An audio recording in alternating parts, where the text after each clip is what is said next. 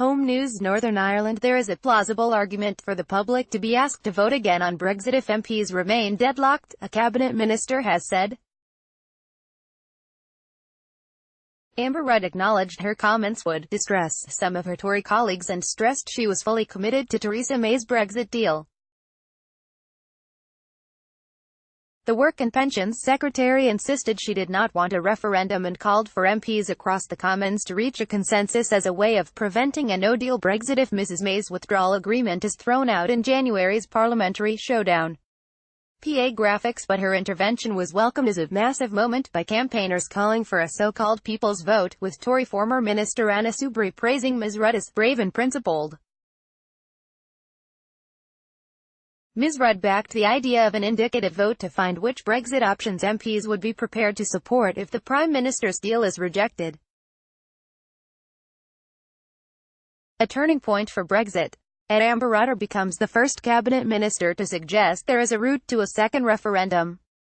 Watch the full interview tonight at 10:45 p.m. at ITV.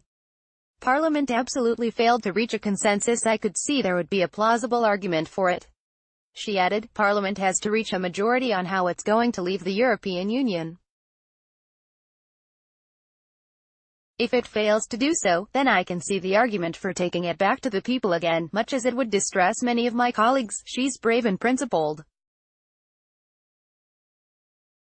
And spot on. Amber Rudd or @ChuComoon @peoplesvote_UK https://t.co/k9pift4yf1 Anna Soubry MP @Anna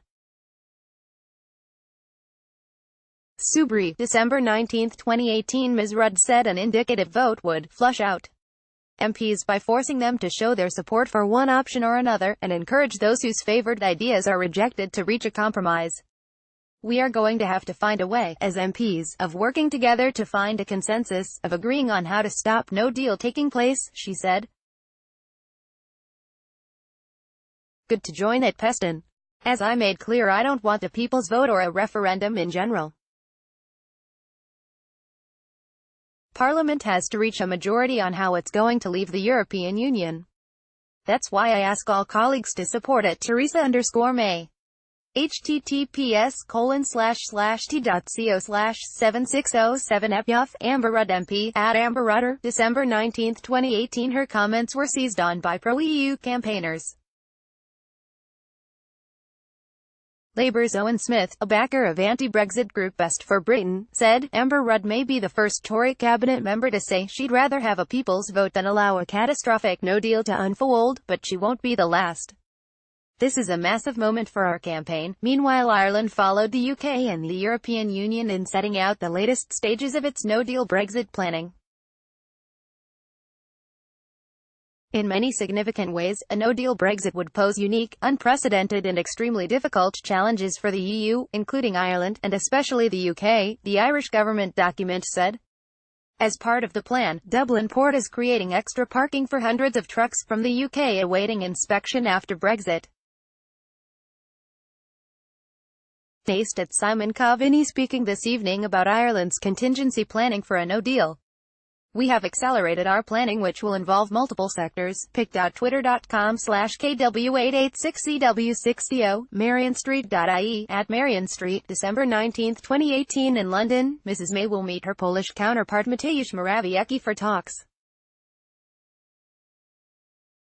Discussions are expected to focus on defence and security cooperation, but come as the Prime Minister is desperately trying to secure further reassurances from EU leaders about the Northern Ireland backstop measures in the Brexit deal, before the Crunch Commons vote in the week commencing January 14.